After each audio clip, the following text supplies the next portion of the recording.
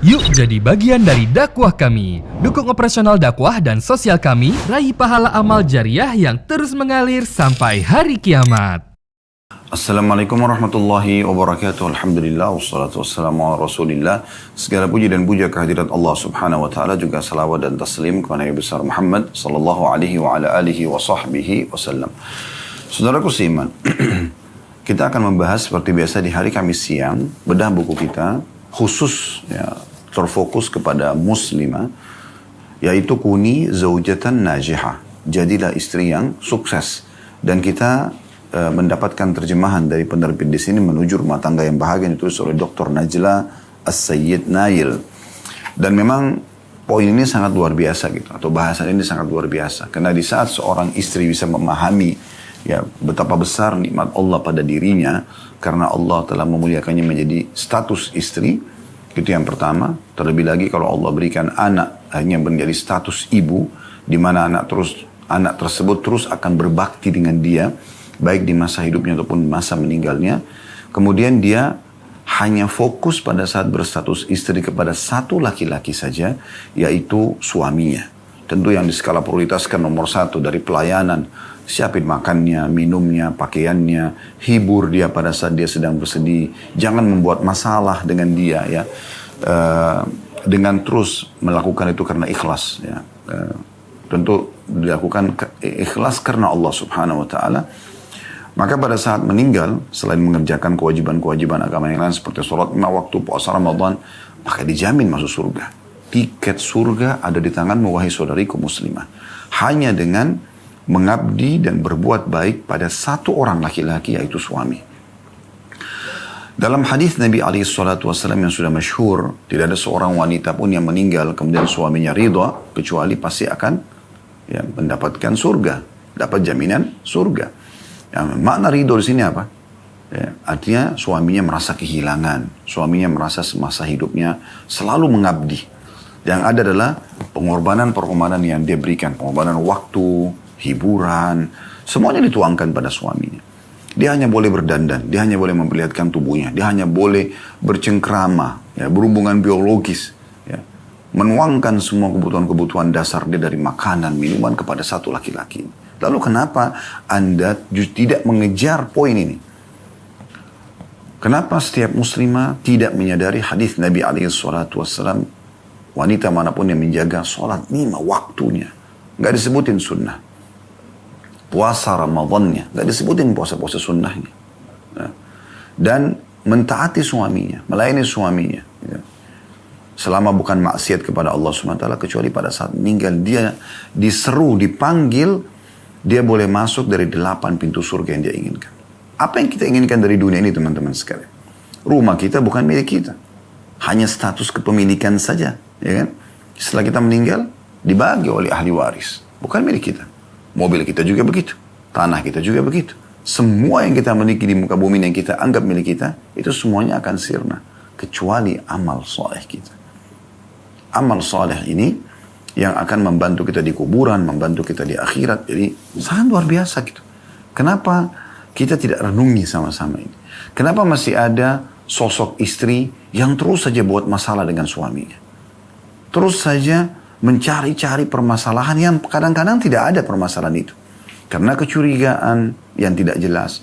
Karena kecemburuan buta. Ya, karena mendesak suami untuk memenuhi keinginan dia padahal sebenarnya bukan kebutuhan dasar, sehingga suami harus utang sana sini. Terus saja dia merongrong suaminya sehingga membuat suami itu selalu terbebani dengan istrinya. Padahal tujuan seorang laki-laki menikah dengan wanita agar mendapatkan ketentraman. Allah Subhanahu wa taala menyebutkan dalam Al-Qur'an, A'udzu billahi minasyaitonir rajim, wa ja'ala bainakum mawaddatan wa rahmah, dalam surah Ar-Rum, dan Allah menjadikan di antara kalian kasih dan sayang. Ya. Inna fi dzalika laayat. Sesungguhnya pada hal demikian itu terdapat tanda-tanda kebesaran Allah. Kalau kita jalani sesuai dengan syariat Allah Subhanahu wa taala. Kapan Anda ikuti syaitan, yang ada di benak adalah kecurigaan full kepada suami. Yang ada adalah pembebanan hal-hal yang di luar kemampuan dia. Ya. Yang ada adalah Anda justru menghalangi dia untuk berdakwah, untuk berjihad, untuk mencari nafkah halal, untuk berbakti dengan orang tuanya. Kenapa semua ini harus terjadi? Kenapa tidak justru Anda menjadi orang yang menjadi pendukung sehingga Anda panen pahala suami Anda? Satu laki-laki ini, saudariku muslimah, Allah subhanahu wa ta'ala membolehkan Anda bahkan melakukan hal-hal yang tidak boleh pada orang lain termasuk pada ayah sendiri. Seperti masalah terbukanya pakaian seluruhnya, bercengkrama, hubungan biologis, itu luar biasa. Dan Anda hanya boleh punya status anak nanti, menjadi status ibu Anda, dan Anda punya anak, akhirnya Anda mendapatkan ya, status anak. Anda punya anak, itu hanya dari laki-laki ini saja. Sampai kalau ada wanita terceraikan, ya, atau ditinggal meninggal oleh suaminya, ada masa iddah. Harus ada pensucian rahim. Untuk memastikan memang di situ tidak ada sperma, satu-satunya laki-laki yang tadinya boleh menggauli dia. Kalau sudah betul-betul tidak ada, dipastikan lewat masa iddah, baru dia boleh menerima sperma yang lain dari laki-laki yang lain. Coba renungi baik-baik ini muslimah. Karena tidak akan bermanfaat buku ini kita bedah. Ya. Buku ini terdiri kurang lebih ya dari 219 lembar. Ya. 220 lembar buku ini. Dan kita sudah berada di lembar 73. Tidak akan berguna kita terus membacanya kalau Anda hanya menjadikannya sebagai testimoni, seremoni. Meramaikan waktu-waktu Anda saja. Oh, saya mau dengar Ustadz ini ceramah apa sih yang disampaikan. Selesai. Tapi tidak ada yang nyantol, tidak ada yang dipraktikin. Itu sayang sekali. Sayang sekali. Semua buku ini 220 lembar hanya untuk membantu Anda bagaimana menjadi seorang sosok istri yang sukses. Istri yang bisa meraih kebahagiaan dunia dan meraih kesempurnaan kebahagiaan di akhirat nanti. Maka renungi baik-baik teman-teman sekalian. Jangan poin demi poin ini berlalu, contoh-contoh ini berlalu, dalil-dalil yang sudah kami sampaikan berlalu tanpa bisa mengubah hidup Anda. Sayang sekali. Ya. Tujuan kita adalah bagaimana membuat Anda yang mengikuti ceramah ini. Kami tidak akan bahas masa lalu Anda. Kami bahas mulai saat kami membedah pengajian ke depan. Di saat kami sudah mengisi pengajian 1 jam, Anda mendapatkan faedah lalu Anda terapkan dalam kehidupan. Terjadi perubahan-perubahan lebih baik dalam pergaulan dengan suami, dalam pelayanan, dalam mengejar ridhonya untuk mengejar ridho Allah subhanahu wa ta'ala. Sehingga pada saat ajal datang, berapa banyak orang yang meninggal bukan karena sakit, masih muda, masih sehat tapi meninggal dunia. Maka mereka mendapatkan kebahagiaan karena sudah menjalankan tugas selama di dunia. Dan sekali lagi, hanya satu laki-laki ini. Kenapa Anda sia-siakan yang satu ini? Kenapa Anda membuatnya jengkel? Anda menyia-nyiakan waktu pada saat bersama dengan dia. Anda membebankan di luar kemampuan dia. Anda ribut, bertutur kata yang kasar, mata yang melotot, muamalah-muamalah yang buruk padanya. Padahal di dialah tiket surga. Subhanallah. Semoga Allah subhanahu wa ta'ala memberikan hidayah seluruh muslimah, tidak terkecuali. Ya. Terutama tentu kalau kita berdoa seperti ini untuk keluarga kami dan juga keluarga semua bapak dan ikhwan yang mengikuti acara ini dan seluruh muslimah yang mengikuti acara ini baik siaran secara live ataupun siaran ulang. Semoga kita menjadi orang-orang yang selalu patuh kepada Allah subhanahu wa ta'ala dan Rasulnya Muhammad sallallahu alaihi wasallam sehingga kita bisa meraih yang terbaik tentunya ya, dari apa yang Allah janjikan di dunia dan juga di akhirat. Ya. Betapa bahagianya seorang wanita pada saat dia bisa mendapatkan cinta suaminya. Suaminya selalu merasa rindu dengan dia kalau sedang tidak di rumah. Selalu merasa hangat dengan sambutan-sambutannya, dengan pengorbanan-pengorbanannya, dengan perhatiannya, dengan pelayanannya. Ya. Dan itu punya nilai plus tersendiri. Ya. Punya nilai plus tersendiri. Melayani suami ibadah. Tapi di saat Anda mengemas pelayanan itu menjadi lebih baik, dengan pakaian yang lebih baik, dengan badan yang lebih wangi, dengan tutur kata yang lebih santun, walaupun tadinya sudah sempurna, tapi Anda coba menyempurnakan lebih jauh lagi, maka itu punya ekstra pahala. Ya, ekstra pahala. Di saat seseorang bangun sholat malam, dia punya kesempatan, dia bangun lalu dia sholat malam. Beda sekali pahalanya dengan orang yang bangun sholat malam, teman-teman sekalian, atau sebelum dia tidur di malam hari dia sudah siapkan pakaiannya, mukenahnya, sejadahnya. Dia udah niat pada saat dia bangun dia akan mandi, bersihkan tubuhnya. Kemudian dia selanjutnya memilih surah-surah yang akan dia baca misalnya. Itu akan beda pahala karena ada kemasan ya terhadap ibadah tersebut. Sudah dapat pahala sholat malam, dapat pula juga pahala dari kemasannya. Inilah sebabnya kenapa Imam Abu Hanifah rahimahullah, beliau kalau mau sholat malam selalu pakai pakaian terbaiknya. Inilah sebabnya kenapa Imam Malik rahimahullah, kalau ingin menyampaikan hadis Nabi SAW, beliau mandi dulu, beliau pakai baju terbaik, lalu beliau pakai parfum untuk menyampaikan hadis. Ini sebuah kemasan-kemasan terhadap ibadah yang akan dikerjakan, selama itu dibolehkan dalam syariat tentunya. Nah seperti itulah Anda melayani suami. Beda sekali istri yang kreatif, inovatif, ya, yang selalu punya ide-ide untuk membahagiakan suami, yang di pikiran dia semenjak suaminya keluar rumah, bagaimana nanti dia melakukan inovasi-inovasi yang terbaru dari pakaian, dari sambutan, dari segala macam yang membuat suaminya akan lebih bahagia. Ini nanti dia akan dapat ekstra pahala dari kemasan tersebut. Baik, kita akan masuk teman-teman sekalian pada kesempatan ini di halaman 72, judul yang ditulis oleh penulis, Jadilah Istri-istri yang Cerdas. Ya. Kata beliau di sini penulis, istri-istri yang cerdas adalah istri-istri yang mampu meletakkan perhiasan dengan sebaik-baiknya tepat pada waktu-waktunya. Terutama pada waktu-waktu yang disebutkan Allah. 2. Waktu santai, sebelum fajar, tengah hari, setelah sholat isya, dan ketika suami pulang dari safar. Nah, yang dimaksud sini perhiasan, tidak harus, sudah kita jelaskan ya, ada bahasan sebelumnya. Perhiasan itu ada 2, yang dimaksud di sini ada perhiasan akhlak, dan ini nomor 1. Muamalah yang baik, santun, ramah. Kemudian perhiasan badan, mandi yang bersih, pakaian yang menarik, yang disukai oleh suami, pakai parfum, perhiasan-perhiasan yang dia suka, ya, supaya dia bisa tergoda untuk selalu menghabiskan waktu bersama Anda. Nah ini yang dimaksud dengan hal tersebut. Dan memang disebutkan ya, dalam surah An-Nur ya, tentang masalah waktu-waktu yang kita sebaiknya memaksimalkan itu. Ya, kurang lebih yang seperti disampaikan oleh beliau di sini, yang tidak boleh orang lain nyelonong masuk ke kamar kita. Kita hanya boleh berdua ya, untuk menghabiskan waktu bersama pasangan. Itu di waktu santai, sebelum fajar, tengah hari, setelah sholat isya ya. Dan terutama ketika suami pulang dari safar. Karena memang dia butuh untuk disambut dalam kondisi dia letih, capek, dan seterusnya. Selanjutnya beliau mengatakan istri-istri yang cerdas adalah istri-istri yang mampu mencuri hati suaminya. Tanda kutip ya. Janganlah engkau berhias dengan melupakan bau harum. Sebaik-baik parfum ialah air yang suci. Maksudnya sering mandi. Ya. Sehingga suami sentuh semua sisi tubuh Anda, tidak ada waunya. Ingat, peka sekali. Nafas, bau mulut, ya, bau keringat, bau ketiak, bau kemaluan. Ini pekas kan. Ya bagaimana Anda merawat semua itu? Dan Masya Allah, Tabarakallah, di Indonesia tidak kurang ya kita mendapatkan herbal-herbal atau ramuan tradisional yang tidak haram tentunya secara Islam, lalu kita gunakan gitu ya.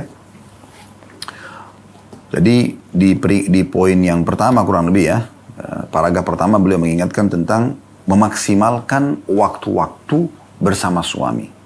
Itu istri yang cerdas ya.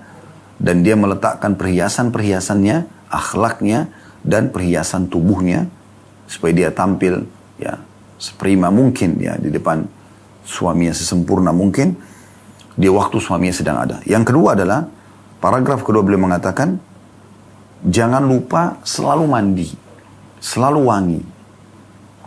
Sudah sering kami ingatkan teman-teman sekalian, laki-laki itu peka sekali dengan bau ya. Jadi walaupun dia cinta sama istrinya, walaupun istrinya secantik bidadari ya, tanda kutip di sini tentu bidadari tidak akan ada yang sama, tapi ini biasanya kita bahasakan di Indonesia. Ya, namun ada bau mulut pada saat ngobrol, bau nafas, bau ketiak, bau kemaluan. Ini akan membuat suaminya menjauh. Secantik apapun dia. Mungkin dia biasa saja standar. Kalau ada angka rate 10 mungkin dia angkanya 6. Ini contoh saja. Dari sisi kecantikannya misalnya, postur tubuhnya. Tapi pada saat dekat dengan suami, rambutnya wangi, disisir rapi, penampilan pakaiannya bagus. Kan itu bisa saja membuat orang jadi tertarik. Kan itu. Kalau bisa digabungkan keduanya sangat luar biasa. Allah berikan kelebihan fisik, paras wajah, diikuti dengan wangi dan rapi, itu luar biasa.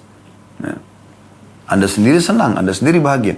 Orang yang di sekitar Anda juga senang, yaitu suami Anda. Plus lagi Anda dapat pahala dan mendapatkan balasan dan ganjaran nanti di akhirat. Kenapa tidak dilakukan? Ingat, saya berharap semua yang ikuti acara ini teman-teman, live ataupun siaran ulang. Jangan ini berlalu begitu saja. Jangan ini berlalu begitu saja.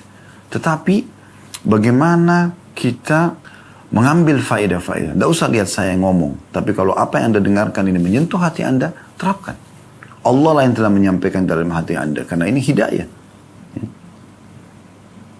Kemudian selanjutnya paragraf ketiga beliau mengatakan istri-istri yang cerdas adalah istri yang senantiasa memperbaharui perhiasannya. Ia mengetahui perhiasan yang terpenting. Perhiasan yang hakiki terletak pada kebersihannya, keindahannya, dan bau harumnya.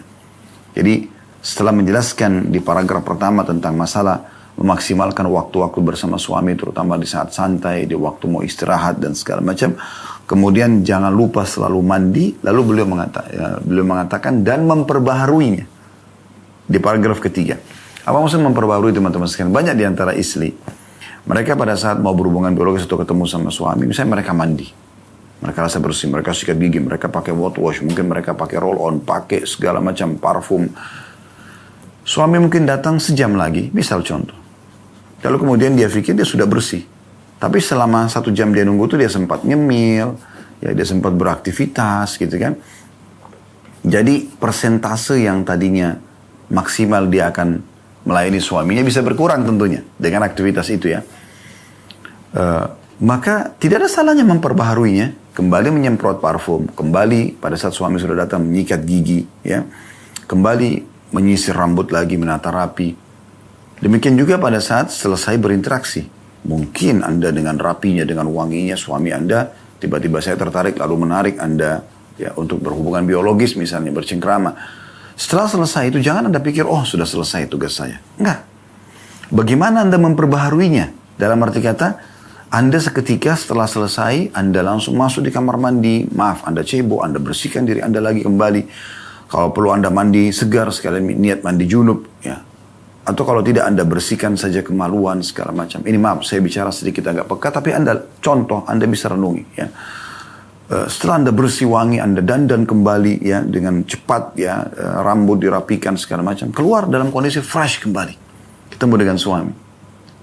Mungkin suami baru masuk kamar mandi keluar, temukan masya Allah ranjang sudah rapi, istrinya sudah rapi kembali seperti tadi sebelum berhubungan biologis.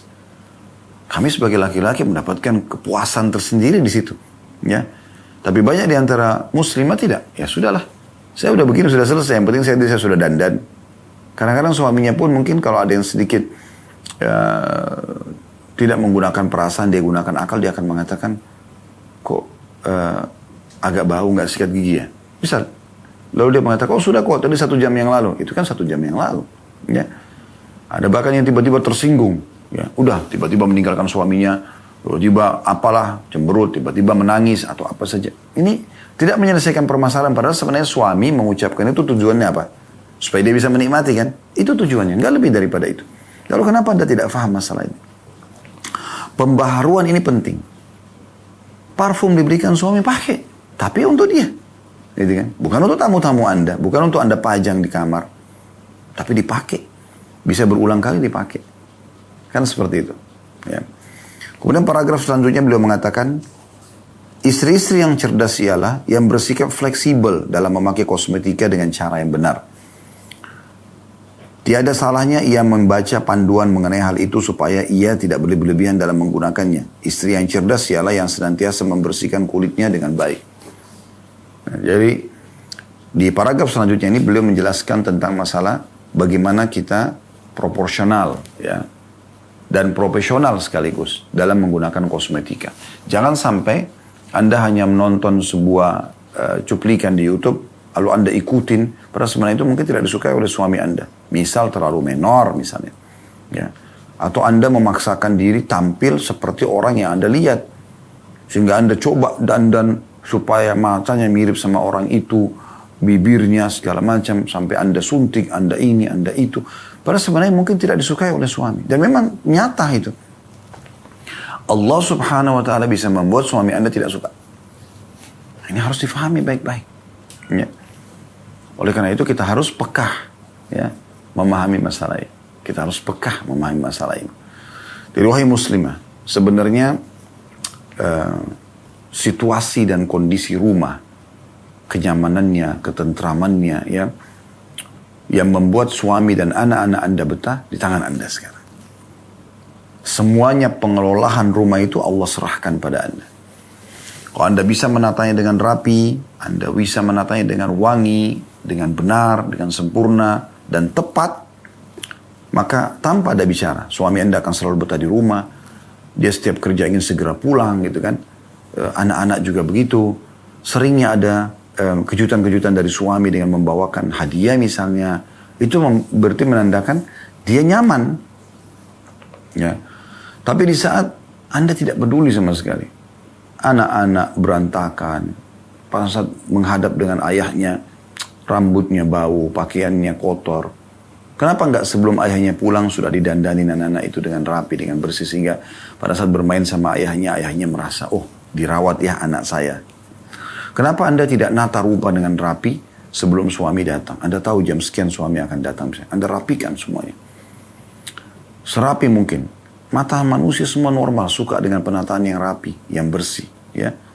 Bantal-bantal diperhatikan di sofa, karpet, ya, gorden ditata dengan rapi.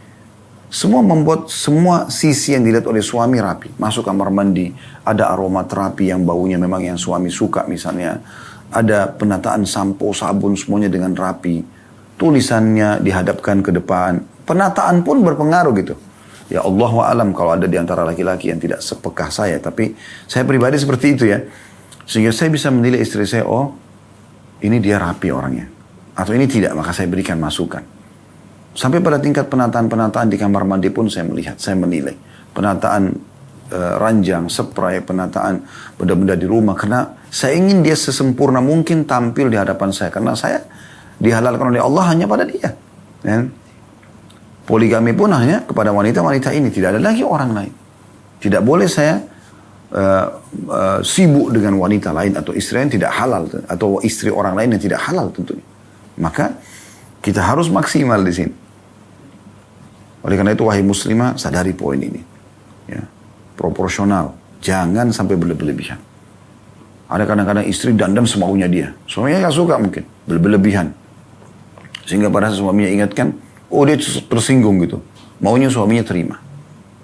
Ini bahaya sekali. Ada di antara orang yang kami kenal bercerai hanya karena suaminya suka dia rambut panjang tapi dia suka pendek. Dan kalau diingatkan oleh suaminya dengan baik-baik, tersinggung. Tiba-tiba udah 2 hari gak ngomong sama istri, sama suami dan seterusnya. Akhirnya bercerai. Lalu apa yang didapatkan setelah bercerai? Mencari suami baru akan sama laki-laki. Standarisasinya ada. Gitu kan. Maka ini poin harus diperhatikan. Selanjutnya beliau mengatakan, perhatikanlah kebersihan dirimu. Ini subjudul lain ya. Beliau mengatakan sebagian istri-istri ada yang tidak memperhatikan kebersihan diri dan perhiasannya. Di dalam rumah rambutnya terlihat acak-acakan atau diabaikan. Ia menyambut suaminya dengan aroma dapur dan masih dengan pakaian yang dikenakannya ketika melakukan pekerjaan-pekerjaan rumah tangga. Ia tidak menghiraukan rupa cantiknya yang dulu dilihat suaminya di awal-awal membina rumah tangga.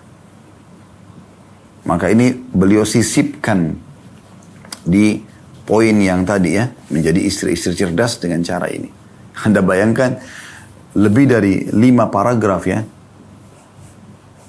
6 paragraf berarti total. Ya, betul, lebih dari 5 paragraf, ada 6 tepatnya paragraf, semuanya berbicara tentang bagaimana Anda merawat diri Anda. Bagaimana Anda tampil lebih maksimal pada suami. Nah, ini poin yang harus diperhatikan baik-baik. Lalu beliau angkat sebuah subjudul yang lain, simposium di Universitas Amerika. Dalam sebuah simposium yang diselenggarakan para pakar sosial di salah satu universitas di Amerika untuk sebuah penelitian tentang pendapat yang berkembang di antara sejumlah besar suami. Apa sih yang biasa suami-suami ngomongin nih tentang istrinya? Sebuah simposium yang bertujuan untuk mengetahui perkara terpenting yang membuat suami meninggalkan istrinya.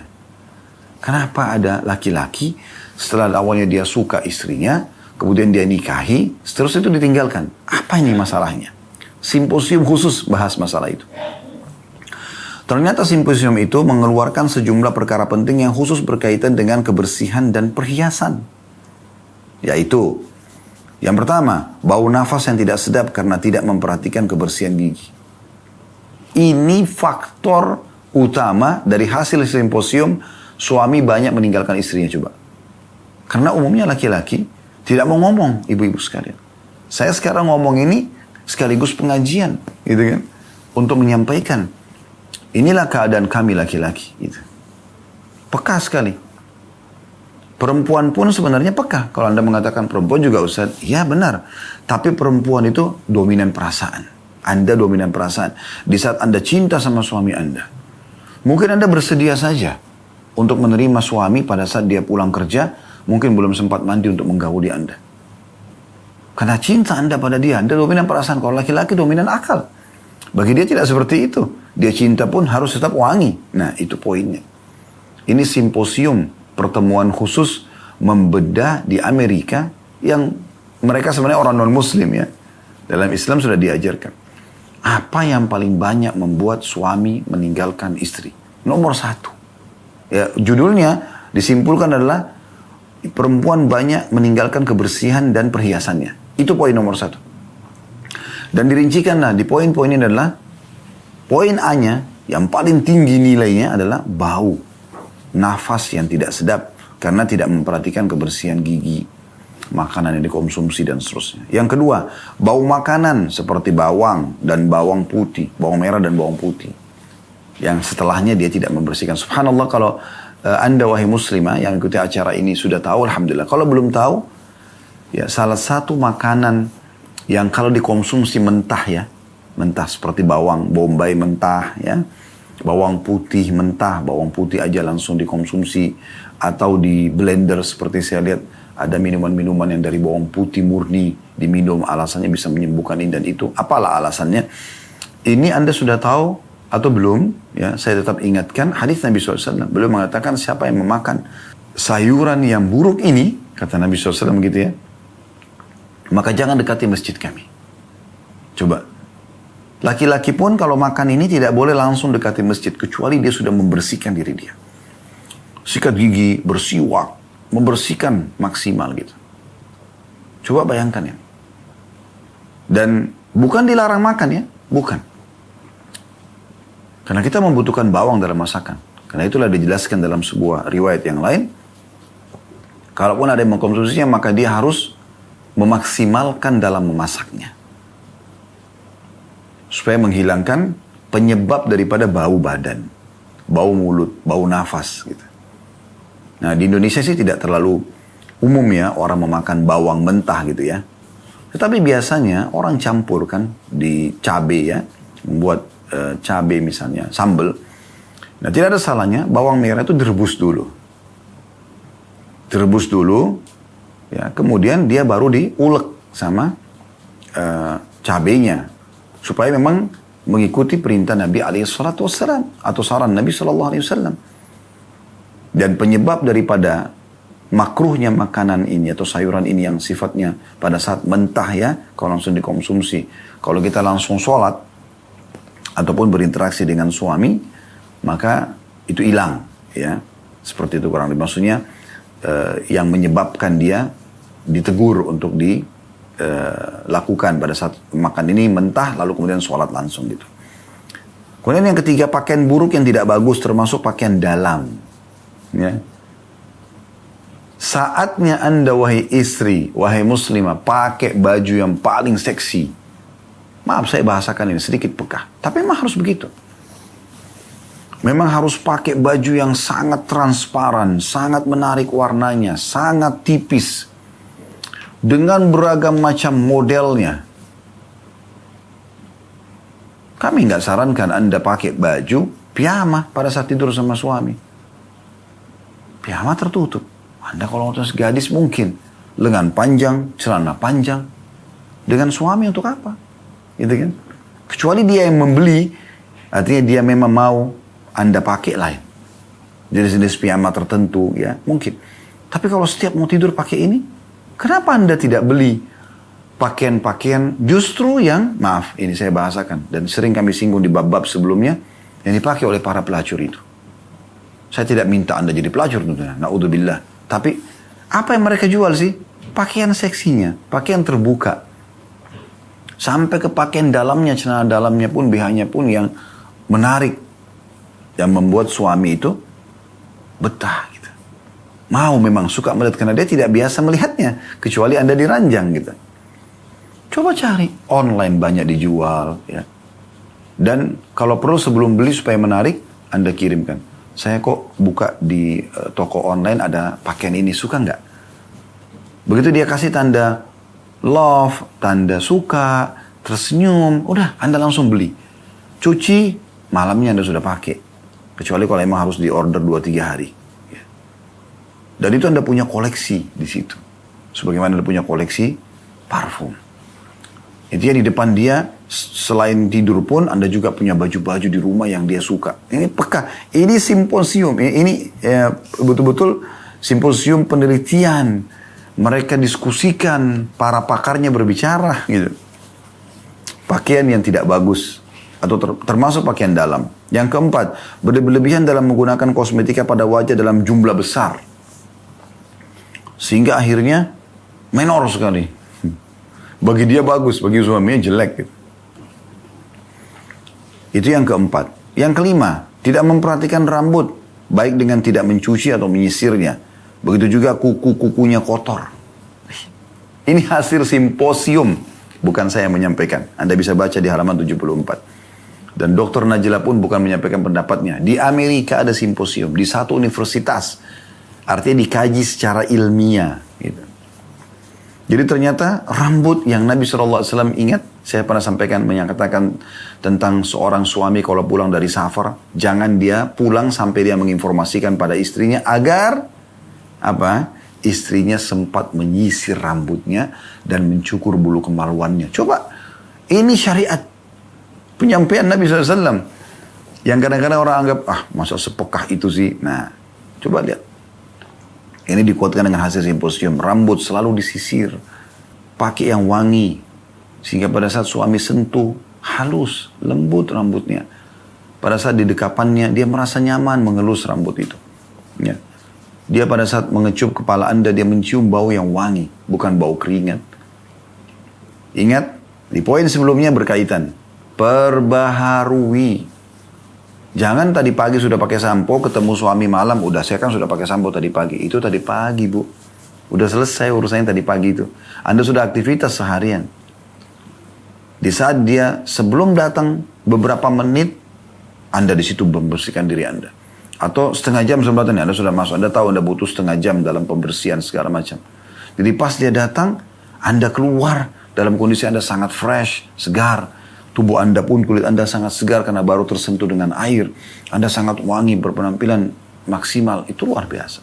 Jangan heran kalau Anda tiba-tiba langsung digauli oleh suami Anda. Karena memang produk Anda menarik. Ya. Itu poin. Begitu juga dengan kuku. Islam menganjurkan kuku untuk dipotong. Di sini bukan berarti kuku Anda, yang penting kan dirawat, dipanjangin. Lalu dikasih warna-warna. Belum tentu suami suka. Dan Anda juga seorang muslimah. Nabi SAW mengatakan 5 fitrah bagi setiap muslim harus dijaga. Memotong kuku. Ya. Yang penting kuku-kuku yang ada ini bersih. Kalau yang sudah berbeda warna itu harus dipotong. Kemudian khitan, sunat, kemudian mencabut bulu ketiak, mencukur bulu kemaluan, lalu mencukur kumis bagi laki-laki. 5 fitrah artinya dasar yang harus selalu dijaga oleh setiap muslimah. Anda kalau mau umroh atau haji, sudah tahu belum? Anda dianjurkan cabut bulu ketiak, cukur bulu kemaluan, ya. Kemudian selanjutnya potong kuku, ya. Karena ini bahasan masalah potong kuku. Yang kelima, yang keenam, tidak mengganti pakaian secara teratur. Tidak mengganti pakaian, jadi pakaiannya itu terus. Kenapa, Bu? Kenapa wahai muslimah? Kenapa wahai saudariku muslimah? Apa kendalamu di saat sudah berhubungan biologis tadinya, saat pakai pakaiannya menarik buat suami sehingga dia menggauli Anda. Dia masuk kamar mandi, Anda segera juga bersih-bersih, Anda ganti model yang lain. Kenapa enggak? Kenapa tidak? Kenapa tidak enjoy waktu Anda? Bukankah Anda senang kalau saat dicumbui oleh suami, pada saat ditatap, pada saat didekap, pada saat dia bercerita dengan merasa nyaman dan tenang bersama Anda, pada saat Anda bisa curhat. Kenapa Anda tidak maksimalkan? Ganti lagi pakaian dalamnya. Ganti warna lain. Ganti model lain. Ganti parfum lain. Ganti model ikatan rambut, banyak sekali variasinya. Ya.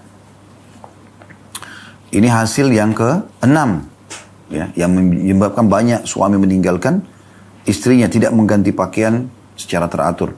Yang ke-7, tidak membersihkan kemaluan serta tidak menghilangkan bulu kemaluan. Ini orang kafir loh ini di Amerika. Padahal mereka itu biasa cuek aja. Sunnah Nabi SAW mencukur kemaluan. Bersih kemaluan dari bulu itu. Ketiak juga bersih. Karena tempat-tempat ini kan peka, kadang-kadang kita keringatan. Nah, bulu itu bisa menampung bau-bau yang tidak sedap. Itu yang ke-7. Yang ke-8, tidak memperhatikan mandi sehingga menambah bau keringat yang tidak sedap. 8 poin ini yang menyebabkan banyak di antara suami meninggalkan istrinya. Rincian daripada 8 poin hasil simposium di Universitas di Amerika yang ditulis oleh dokter atau diangkat oleh Dr. Najla.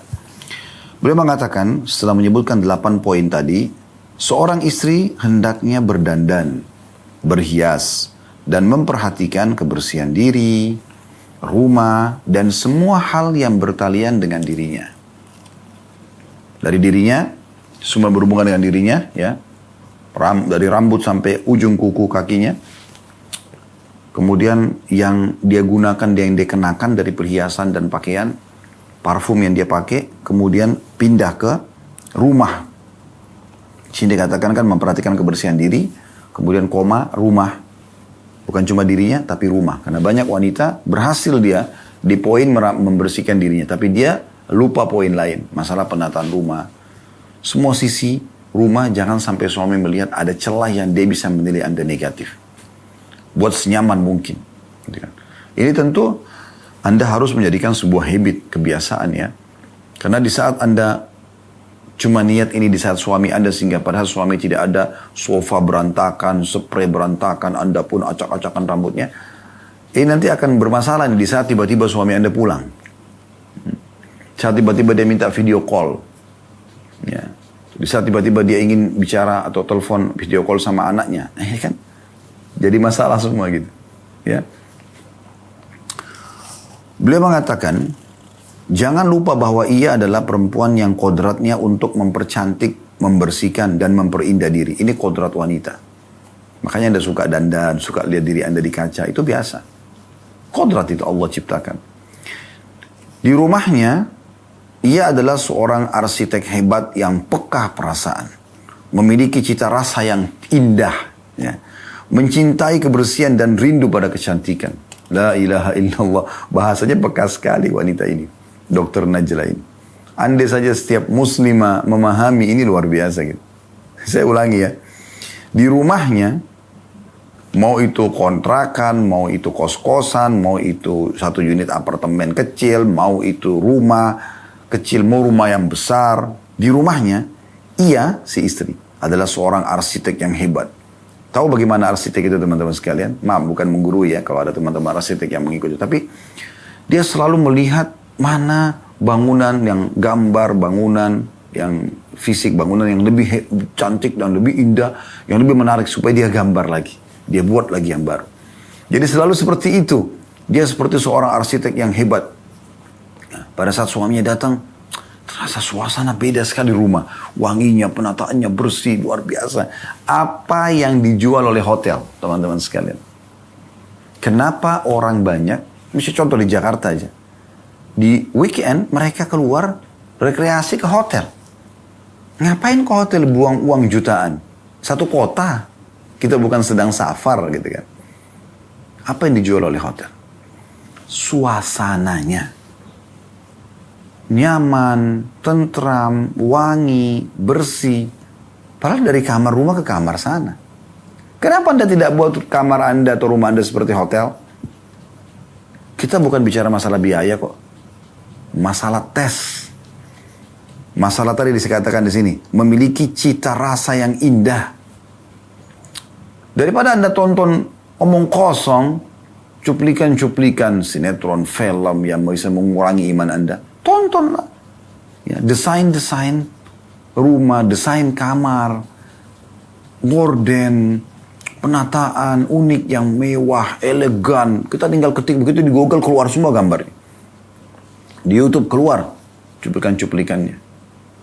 Supaya Anda terinspirasi. Daripada nonton gosip yang gak ada gunanya gitu. Ya. Kemudian mencintai kebersihan. Ingat, makna mencintai kebersihan teman-teman selalu peka. Sedikit kotor dia sudah peka. Ada tumpah ini langsung dilap sama dia, langsung dibersihkan. Atau dia pakai PRT, tolong mbak bantu. Tidak ada yang dibiarkan berserakan. Semuanya selalu rapi. Anak-anak pun ditata dan dibahasakan dengan agar mereka bisa memahami. Karena kan ini menjadi pola hidup mereka ya. Kenapa banyak orang berantakan dalam rumahnya? Karena dia memang di rumah tangga sama orang tuanya begitu polanya. Nggak peduli dengan kebersihan gitu.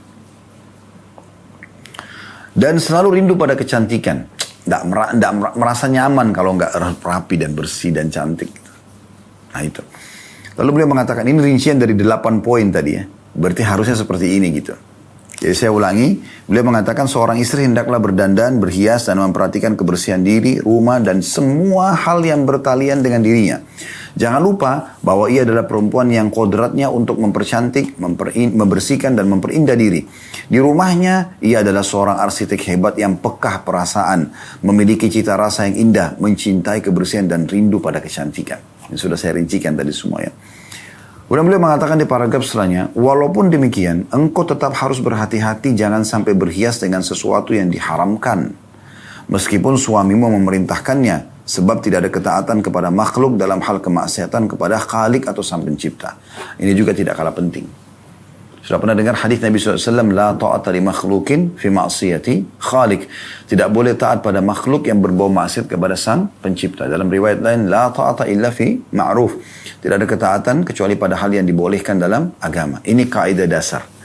Kalau kita misalnya di posisi seorang anak, orang tua kita kan wajib kita bakti, patuh pada mereka. Tapi di saat mereka perintahkan hal-hal yang diharamkan dalam agama, contoh misal disuruh buka jilbab, kalau Anda wajib tutup aurat, tidak boleh Anda patuh di sini. Anda dilarang sholat, Anda disuruh makan yang haram, Anda disuruh dandan, ya, yang memperlihatkan aurat di tempat yang tidak layak, yang Allah haramkan, tidak boleh dipatuhi. Demikian juga seorang istri pada suaminya. Walaupun ketaatan full Allah perintahkan, tapi pada hal-hal yang tidak melanggar Sang Pencipta. Karena Sang Pencipta di atas suami Anda. Nah ini poin juga tidak kalah penting gitu kan. Dan ingat teman-teman, jangan, di sini beliau mengatakan, jangan berhias dengan sesuatu yang diharamkan. Jangan karena mau kelihatan cantik, kemudian tato alis, cukur alisnya, ya, atau pasang bulu mata palsu, atau jangan, tak usah melanggar. Allah ciptakan Anda begini, Anda tinggal kelola yang sudah Allah ciptakan itu. Jangan sampai melanggar. Karena menyambung bulu tidak boleh kan dalam Islam. Maka Anda harus hati-hati. Ada juga orang yang berlebihan, akhirnya sampai suaminya pun heran melihat. Sepertinya aneh gitu. Bagi dia bagus, bagi suaminya mungkin jelek gitu. Suami Anda tidak menikahi Anda kecuali sudah tahu, inilah paras wajah istri saya. Tinggal Anda kemas saja itu. Ya. Kemudian di paragraf selanjutnya, di antara perhiasan diharamkan ialah nams, yaitu menghilangkan bulu alis. Ya. Atau al-wasl, yaitu menyambung rambut dengan rambut lainnya. Atau menggunakan wig. Ya, ini yang masih ada perbedaan pendapat ulama di masalah wig, tapi wig ini ya mirip dengan menyambung rambut gitu ya.